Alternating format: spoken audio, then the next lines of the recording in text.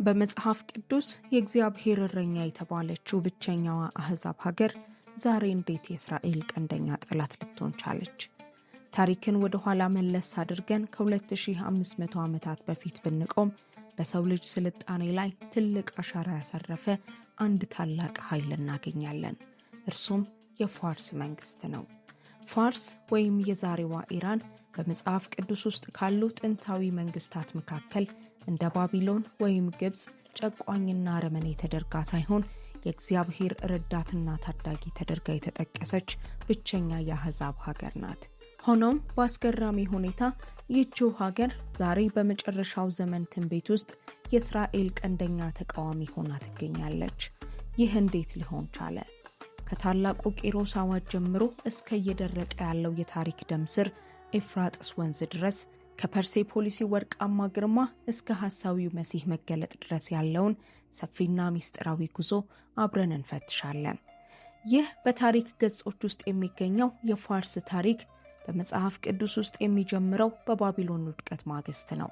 የባቢሎን ንጉሥ ናቡከደነጾር የእግዚአብሔርን ሕዝብ ማርኮ ለ70 ዓመታት ሲያሰቃይ እግዚአብሔር ለሕዝቡ የነጻነት በር የከፈተው በፋርስ ነገሥታት በኩል ነበር።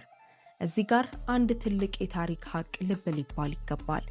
ባቢሎንን ድል ያደረገው ጥምር ኃይል የሜዶንና የፋርስ ነበር። ነቢዩ ዳንኤል በባቢሎን ቤተ መንግሥት ሳለ በራእይ ያየው የብር ደረትና ክንድ ምስል እንዲሁም ድብ የሚመስለው አውሬ የዚሁ የሜዶንና የፋርስን ጥምር ኃይል የሚወክል ነበር። ያ ድብ በራእዩ ላይ በአንድ በኩል ከፍ ብሎ የታየው ፋርስ ከሜዶን የዛሬዎቹ ኩርዶች ቀደምት ዘሮች ሊሆኑ እንደሚችል ከሚገመቱ ወገኖች ማለት ነው በልጣ እንደምትወጣና በታሪክ የምትገናውን ታላቋን የፋርስ ግዛት እንደምትመሰርት ለማሳየት ነበር። ያ ድብ በጥርሶቹ 3 የጎድን አጥንቶችን ይዞ የታየ ሲሆን የታሪክ ምሁራን እንደሚሉት እነዚህ 3 አጥንቶች ፋርስ ድል ያደረገቻቸውን 3 ታላላቅ ኃይላት ማለትም ባቢሎንን፣ ልዲያን የዛሬዋ ቱርክ አካል ማለት ነው እና ግብጽን የሚያመለክቱ ናቸው። ይህ ድብ ተነስተህ ብዙ ስጋ ብላ ተብሎ እንደታዘዘ ፋርስ በዚያ ዘመን የዓለምን 3/4ኛ ግዛት የተቆጣጠረች ግዙፍ ኢምፓየር ነበረች። ነገር ግን በትንቢታዊ ትርጓሜ ይህ የድብ ባህሪ ፋርስ በመጨረሻው ዘመን በዙሪያዋ ባሉ ሀገራት ላይ የምታሳየውን የመስፋፋት የመዋጥና በኃይል የመግዛት ባህሪ እንደገና እንደምትላበስ የሚያሳይ ምልክት ነው። ለዚህም ነው በትንቢተ ኢሳይያስ 45:1 ላይ እግዚአብሔር ታላቁን ቂሮስ ሳይረስ ዘ ግሬት ገና ሳይወለድ ከ150 ዓመታት በፊት በስሙ ጠርቶ እንዲህ አለው፣ እግዚአብሔር ለቀባሁት አሕዛብንም በፊቱ አስገዛ ዘንድ የነገሥታትንም ወገብ እፈታ ዘንድ በሮቹም እንዳይዘጉ መዝጊያዎቹን በፊቱ ከፍት ዘንድ ቀኝ እጁን ለያዝኩት ለቂሮስ እንዲህ ይላል ተብሎ ተጽፏል። እዚህ ጋር ለቀባሁት የሚለው ቃል ለአሕዛብ ንጉሥ ሲሰጥ ቂሮስ የመጀመሪያውና ብቸኛው ነው። በተጨማሪም በኢሳይያስ 44:28 ላይ ቂሮስን የእግዚአብሔር የልብ ፈቃድ ፈጻሚ አድርጎ ሲገልጸው ቂሮስንም እርሱ እረኛዬ ነው፣ እርሱም ኢየሩሳሌምን ትታነጫለሽ፣ ቤተ መቅደስም ይመሰረታል ብሎ ፈቃዴን ሁሉ ይፈጽማል እላለሁ ተብሎ ተጽፏል። ቂሮስ በ539 ዓመተ ዓለም በጥበብና በኃይል ባቢሎንን ድል ሲያደርግ አይሁድ ወደ ኢየሩሳሌም ተመልሰው ቤተ መቅደሱን እንዲገነቡ በመፍቀዱ በዓለም ታሪክ የመጀመሪያው የሰብአዊ መብት አዋጅ ተብሎ የሚታወቀውን የቂሮስ ሲሊንደርን ወለደ። ዛሬ ይህ ቅርስ በብሪቲሽ ሙዚየም የሚገኝ ሲሆን በመጽሐፍ ቅዱስ የተጻፈውን የታሪክ እውነት ለዓለም የሚመሰክር የታሪክ ድንጋይ ነው። ቂሮስ ይህን ያደረገው ከፖለቲካዊ ብልህነቱ ባለፈ በዘመኑ የነበረው የፋርስ ሃይማኖት ዞሮአስትሪያኒዝም ከአይሁድ እምነት ጋር የሚቀራረብ አንድ አምላክ የሚያምን ስለነበረ ነው። ይህ መለኮታዊ ዝግጅት ፋርስን የእግዚአብሔር ሕዝብ ታዳጊ እንድትሆን አድርጓታል። እንዲሁም ቂሮስ እስራኤልን ከምርኮ ነፃ ማውጣቱ ብቻ ሳይሆን እርሱ ራሱ የሰው ልጆችን ከኃጢአት ምርኮ ነፃ የሚያወጣውና ሰማያዊቷን ኢየሩሳሌምን የሚገነባው የመሲሁ የኢየሱስ ክርስቶስ ጥላ ተደርጎ ይቆጠራል። የጥንት አይሁድ ሊቃውንት እንደሚሉት ቂሮስ የአይሁድን አምላክ ያውቅና ያከብር የነበረ እንዲሁም የዳንኤልን ምክር በመስማት እንደ ጻድቅ አሕዛብ ይቆጠር የነበረ ንጉሥ ነው። ልክ ቂሮስ የባቢሎንን የማይደፈሩ የነሐስ ደጆች ሰብሮ ሕዝቡን ነፃ እንዳወጣ ክርስቶስም የሞትንና የሲኦልን ደጆች ሰብሮ የሰውን ልጅ ነፃ አውጥቷል። ከቂሮስ በኋላ እንደ ዳሪዮስ ያሉ የፋርስ ነገስታት ለኢየሩሳሌም መታደስ ትልቅ አስተዋጽኦ ማድረጋቸውን ቀጥለዋል። በመጽሐፍ አስቴር ላይ የተጠቀሰውና በአማርኛው መጽሐፍ ቅዱስ አርጤክስስ በታሪክ አጠራሩ አሐሽዌሮስ የተባለው ንጉስ አይሁድን ከሃማ የጥፋት አዋጅ ሲታደጋቸው እንመለከታለን። ከዓመታት በኋላ ደግሞ ልጁ አርታህሻስታ እርሱም በአማርኛው መጽሐፍ ቅዱስ አርጤክስስ ተብሎ ተጠርቷል፣ በነገሰ በ20ኛው ዓመት ለነህምያ የኢየሩሳሌም ቅጥር እንዲታደስ ታሪካዊውን አዋጅ ሰጠ።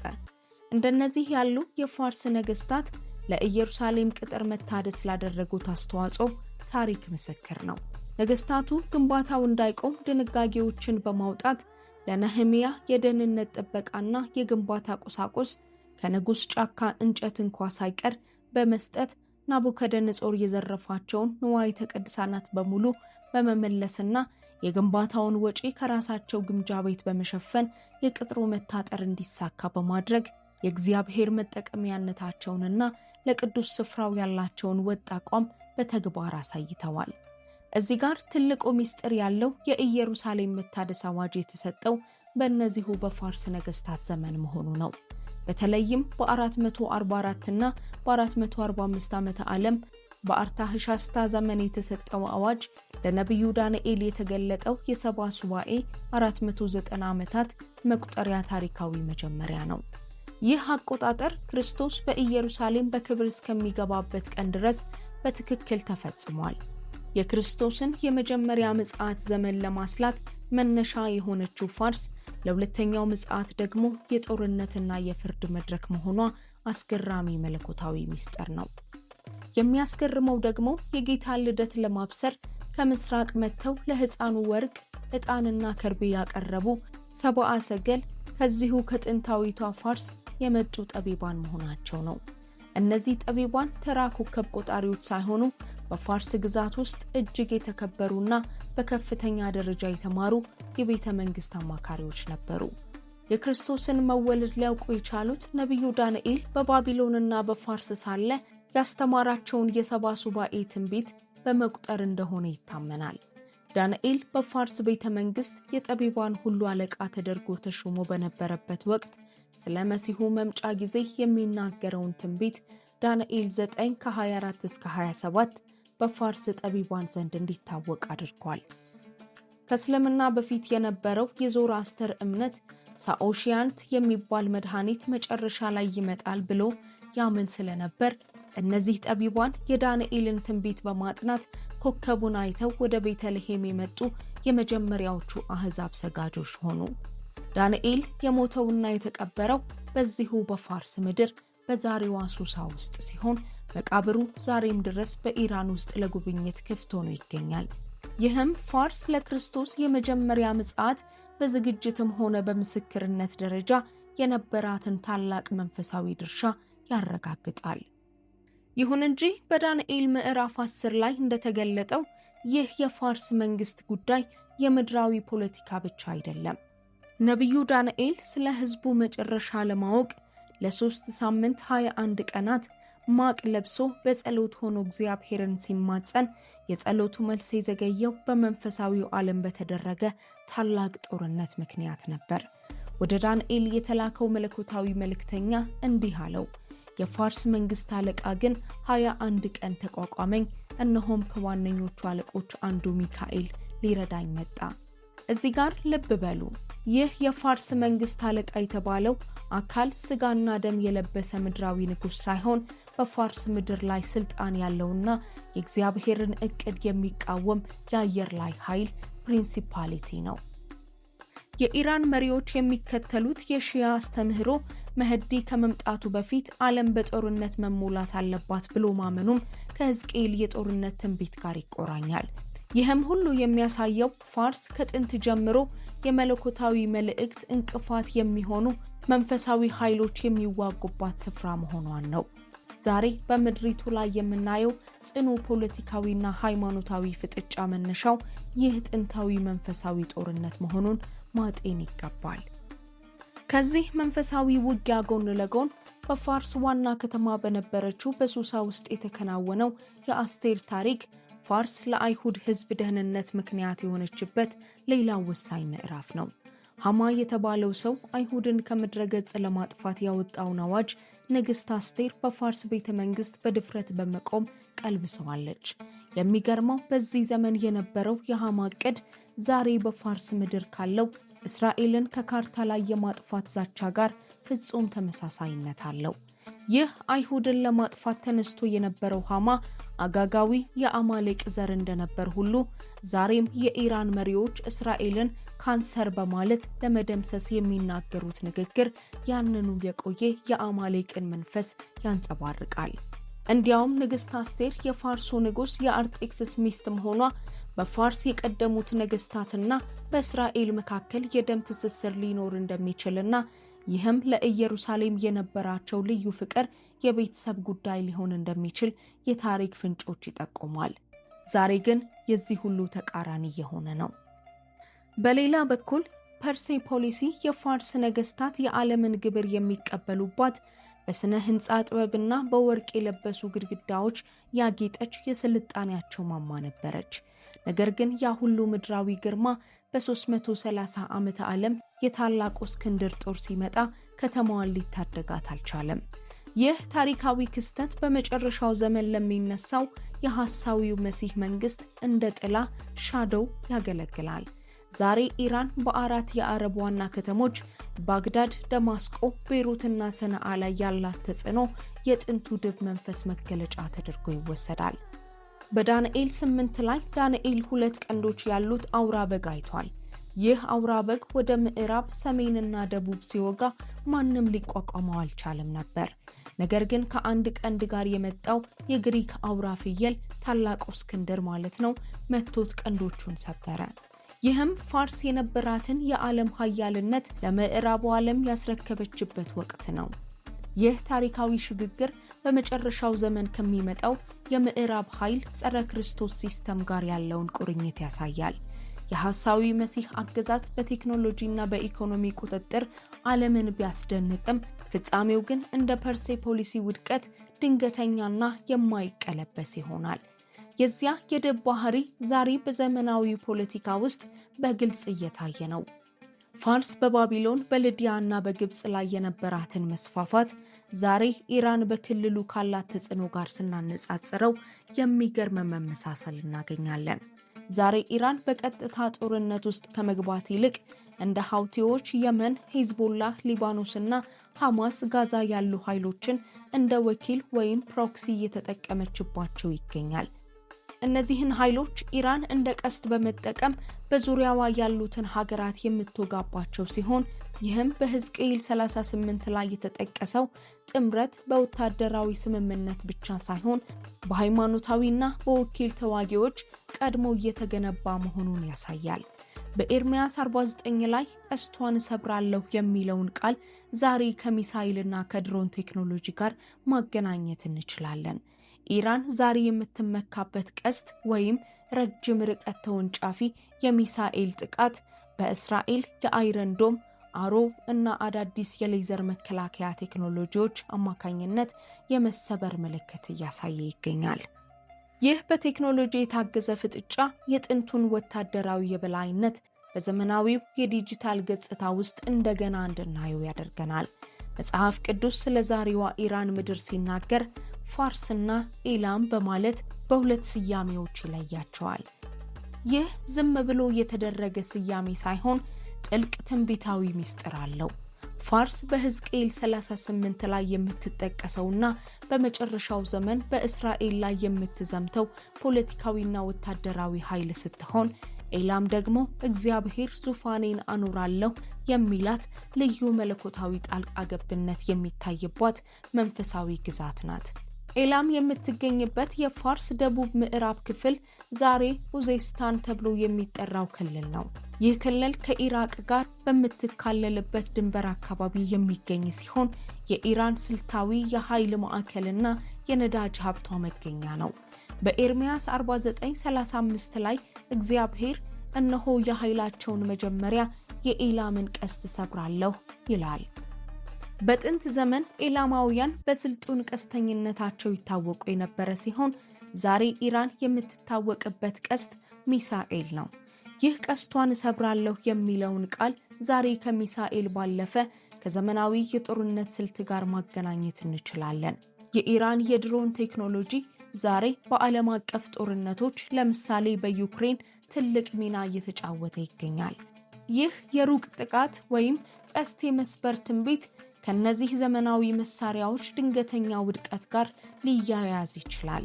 የጥቃት መሳሪያዎቹ በእስራኤል የአይረን ዶም፣ የዴቪድ ስሊንግ እና የአሮ መከላከያ ዘዴዎች አማካኝነት የመሰበር ምልክት እያሳየ ይገኛል።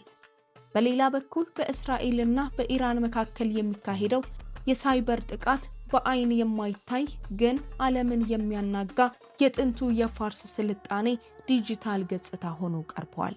ይህም የጥንቱን ወታደራዊ የበላይነት በዘመናዊ የቴክኖሎጂ ፍጥጫ ውስጥ እንደገና እንድናየው ያደርገናል። ጥቅሱ ዛሬ ኢራን የምታደርገው የሚሳኤልና የድሮን ወታደራዊ ዝግጅት ትልቅ ድብደባ ሊገጥመው እንደሚችል ፍንጭ ይሰጣል። ትንቢቱ ሲቀጥልም ከአራቱ የሰማይ ማዕዘናት ነፋሳትን አመጣባችኋለሁ ይላል። መጽሐፍ ቅዱስ ብዙ ጊዜ የአንድን ሀገር ትዕቢት ለመስበር ሌላ ኃይልን ይጠቀማል። ቀስቱ መሰበሩ በውጭ ኃይሎች በሚሰነዘር ድንገተኛ ጥቃት የሚመጣ ወታደራዊ ሽንፈትን ሊያመለክት ይችላል። ይህ ቃል በዚያ ስልታዊ ክልል ላይ ሊከሰት የሚችልን ድንገተኛ ጥቃት፣ የኒውክሌር አደጋ ወይም ታላቅ የተፈጥሮ መቅሰፍት ተከትሎ የሚመጣን የህዝብ መበተን ሊያመለክት ይችላል። ትንቢቱ ሲፈጸም ህዝቡ ወደ አራቱ የሰማይ ነፋሳት እንደሚበተን ይናገራል። ዛሬ ያለውን ግዙፍ የፋርስ ዲያስፖራ ስንመለከት ትንቢቱ በከፊል እየተፈጸመ እንደሆነ እናያለን። በተጨማሪም የጥንቱ የስልጣን መዋቅርና አለቆች እንደሚወገዱ ቢገልጽም በኋለኛው ዘመን ግን እግዚአብሔር የኤላምን ምርኮ እንደሚመልስ ተስፋ ሰጥቷል። የሚገርመው የኢራን ብቸኛውና ግዙፉ የኒውክሌር ኃይል ማመንጫ ጣቢያ ቡሻሃር ኒውክሌር ፓወር ፕላንት የሚገኘው በትክክልም በዚህ በኤላም ኡዜስታን ጥንታዊ ግዛት አቅራቢያ በፋርስ ባህረ ሰላጤ ዳርቻ ላይ መሆኑ ነው።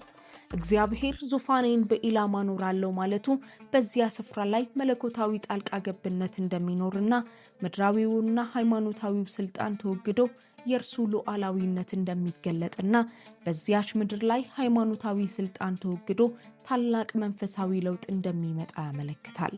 ይህም ቀስቱ ወታደራዊ ኃይሉ ሲሰበር የህዝቡ ልብ ወደ እውነተኛው አምላክ እንደሚመለስ ያመለክታል። ሌላው ትልቅ ምስጢር የኤፍራጥስ ወንዝ ጉዳይ ነው። በጥንቱ ዘመን በ539 ዓመተ ዓለም ታላቁ ቂሮስ ባቢሎንን ድል ያደረገው የወንዙን አቅጣጫ በማስቀየርና ወንዙ እንዲደርቅ በማድረግ ሰራዊቱ በወንዙ በኩል ወደ ከተማዋ እንዲገባ በማድረግ ነበር። የሚገርመው በዮሐንስ ራእይ 16:12 ላይ ስድስተኛው መልአክ ጽዋውን ሲያፈስ ታላቁ ወንዝ ኤፍራጥስ ደረቀ፣ ከምስራቅ ለሚመጡ ነገስታት መንገድ እንዲዘጋጅላቸው ተብሎ ተጽፏል። ይህ የሚያሳየው የጥንቱ የፋርስ ወታደራዊ ስልት በመጨረሻው ዘመን ትንቢታዊ ፍጻሜውን በታላቅ ደረጃ እንደሚደግመው ነው። ዛሬ በቱርክ በሚሰሩ ግዙፍ ግድቦችና በአየር ንብረት ለውጥ ምክንያት የኤፍራጥስ ወንዝ በታሪኩ አይቶት በማያውቀው ሁኔታ በከፍተኛ ፍጥነት እየደረቀ ይገኛል። ይህ መድረቅ ከምስራቅ ለሚመጡ ነገስታት ኪንግስ ፍሮም ዘ ኢስት መንገድ እንደሚከፍት ተገልጿል። እነዚህ ነገስታት ፋርስን ጨምሮ እስከ ሩቅ ምስራቅ እንደ ቻይና ያሉ ሀያላንን ሊያመለክቱ ይችላሉ። ኢራን ከቻይና ጋር ያደረገችው የ25 ዓመት የስትራቴጂ ስምምነት የዚህ ትንቢታዊ ፍሰት አንድ አካል ሊሆን እንደሚችል የዘመኑ ታዛቢዎች ይጠቁማሉ። ፋርስ በጥንት ዘመን የጥበብና የህንፃ ማማ ነበረች። ዛሬም አርኪኦሎጂስቶች የፋርስን ታላቅነት የሚመሰክሩ ግኝቶችን ያወጣሉ። በጂኦግራፊያዊ አቀማመጧ ፋርስ በምዕራብ እስያ የተፈጥሮ ምሽግ ናት። የዛሮስና የአልቦርዝ ተራራ ሰንሰለቶች እንደ አጥር ሲያገለግሏት፣ የፋርስ ባህረ ሰላጤ ደግሞ የዓለም የንግድ መስመር በመሆኑ ኢራንን በስትራቴጂያዊ መልኩ የማትደፈር ሀገር አድርጓታል። ይሁን እንጂ ይህ የፋርስ ታሪክ እጅግ የሚገርመው ትንቢታዊ ሽግግር በሚታይበት ቦታ ላይ ነው። ጥንት የእስራኤል ታዳጊ የነበረችው ፋርስ ዛሬ ቀንደኛ ጠላት የሆነችው ለምንድን ነው? ለዚህ ጥያቄ ዋነኛው ምላሽ በ1979 በእስላማዊ አብዮት በገነነው የሃይማኖት ሽግግር ውስጥ ይገኛል። በሺዓ እስልምና እይታ ኢራን ራሷን እውነተኛዋ የእግዚአብሔር መንግስት ወኪል አድርጋ መቁጠሯና ኢየሩሳሌምን የመጨረሻው ድል ምልክት አድርጋ መውሰዷ ለፍጥጫው ዋነኛው መንፈሳዊ ነዳጅ ሆኗል። ይህም በቴክኖሎጂ የታገዘ ፍጥጫ የጥንቱን ወታደራዊ የበላይነት በዘመናዊው የዲጂታልና የሚሳኤል ገጽታ ውስጥ እንደገና እንድናየው ያደርገናል። በሕዝቅኤል 38ና 39 ላይ በተጠቀሰው ታላቁ የጎግና ማጎግ ጦርነት ትንቢት ውስጥ በመጨረሻው ዘመን እስራኤልን ለመውረር ከሚሰለፉት ኃይሎች መካከል ፋርስ በቀጥታ ትጠቀሳለች። በዚህ ጦርነት ፋርስ ብቻዋን ሳትሆን ከታላላቅ ኃይሎች ጋር ስልታዊ ጥምረት ስትራቴጂክ አሊያንስ ትፈጥራለች። ትንቢቱ የጥምረቱን መሪ ሮሽ ብሎ ይጠራዋል። በቋንቋ ጥናት ሮሽ የሚለው ቃል ራስ ወይም መሪ የሚል ትርጉም ሲኖረው ብዙ የታሪክና የትንቢት ምሁራን ይህ ቃል ከዛሬዋ ሩሲያ ጋር በቀጥታ እንደሚዛመድ ይስማማሉ። ዛሬ በሩሲያና በኢራን መካከል ያለው ወታደራዊና ዲፕሎማሲያዊ ትስስር፣ የጦር መሳሪያ ልውውጥና የስትራቴጂ ስምምነት ይህ ትንቢታዊ ሁክ ወደ ፍጻሜው የቀረበ መሆኑን ያሳያል። የፋርስ ሚሳኤሎችና የሩሲያ የጦር ቴክኖሎጂ መጋጠማቸው ትንቢቱ የሚናገረውን ታጥቀህ ተዘጋጅ የሚለውን ትዕዛዝ በተግባር እያሳየን ነው። በዚህ ጥምረት ውስጥ ሌሎችም ሀገራት አሉ። ጎሜር እና ቤቴተርጋማ የዛሬዋ ቱርክ ማለት ነው፣ ፉጥ ሊቢያ፣ እንዲሁም ኩሽ ይገኛሉ። ኩሽ ሲባል በመጽሐፍ ቅዱሳዊው አውድ የዛሬዋን ኢትዮጵያ ብቻ ሳይሆን የጥንቷን የናይል ተፋሰስ ሀገራት ሱዳንንም ጭምር የሚያካትት ሰፊ ግዛት ነው። ዛሬ በኢራን፣ በሩሲያ፣ በቱርክና በሱዳን መካከል የሚታየው ወታደራዊ መቀራረብ እስራኤልን ከሰሜን ከምስራቅና ከደቡብ ለመክበብ የሚደረግ ስልታዊ ዝግጅት ይመስላል። የፋርሱ ንጉስ ቂሮስ ያወጣው አዋጅ እስራኤላውያንን ከ70 ዓመት የባቢሎን ምርኮ ነፃ አውጥቶ ወደ ኢየሩሳሌም እንዲመለሱ አድርጓል። ይህ ምድራዊ ነፃነት ክርስቶስ በዳግም ምጽአቱ ለሚያመጣው ዘላለማዊ ነፃነት ምሳሌ ነው። በዘመናዊው ዓለም የሚታዩት የቴክኖሎጂ እድገቶች ከፋርስና ከእስራኤል ፍጥጫ ጋር ተዳምረው ለሰባኛው ሱባኤ መሰረት እየጣሉ ነው። ሐሳዊው መሲህ በመጨረሻው ዘመን የሚመጣ ሰው ሆኖ ዓለምን በኢኮኖሚና በሃይማኖት አንድ የሚያደርግ ብልህ መሪ ሆኖ ይገለጣል። በሰባኛው ሱባኤ መጀመሪያ ላይ ከእስራኤል ጋር የ7 ዓመት የሰላም ቃል ኪዳን ያደርጋል። በዛሬው ጊዜ በእስራኤልና በአንዳንድ የአረብ ሀገራት መካከል የሚደረገው የአብርሃም ስምምነት እስራኤል በተወሰነ መልኩ በሰላም እንድትቀመጥ የሚያደርግ ሲሆን ይህም ፋርስን ይበልጥ በማስቆጣት ለሚመጣው የጎግ ወረራ መድረኩን እያመቻቸ ነው። ሐሳዊው መሲህ በኢየሩሳሌም መቅደስ ተቀምጦ አምልኮ እንዲቀበል መቅደሱ በድጋሚ መታነጽ አለበት። ዛሬ በኢየሩሳሌም የመቅደስ ተቋም ለዚህ ግንባታ አስፈላጊ የሆኑትን ዝግጅቶች አጠናቋል። መጽሐፍ ቅዱስ ያለ አውሬው ምልክት ማንም ሊገዛ ወይም ሊሸጥ እንደማይችል ይናገራል። ዛሬ ያለው የዲጂታል ገንዘብ፣ ባዮቺፕስና አርቲፊሻል ኢንተለጀንስ ለዚህ ፍጹም ቁጥጥር መንገድ እየከፈቱ ነው። ታላቁ መከራ ሲጀምር ፋርስ በእስራኤል ዙሪያ በዘረጋችው የእሳት ቀለበት ማለትም በሊባኖስ፣ ሶሪያ፣ የመንና ጋዛ አማካኝነት ትልቅ ተጽዕኖ ታሳድራለች።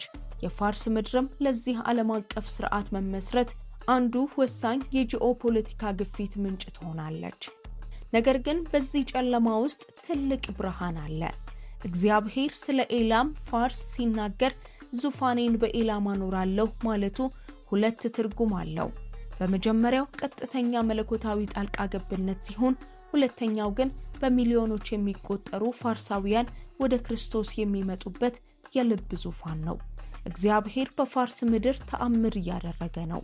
ዛሬ በኢራን ያለው የክርስትና እምነት እድገት በዓለም ላይ ካሉት ፈጣኑ ሲሆን፣ ብዙዎች በህልምና በራእይ ክርስቶስን እያዩ መለወጣቸው የዚህ መለኮታዊ ዙፋን መመስረት መጀመሪያ ነው።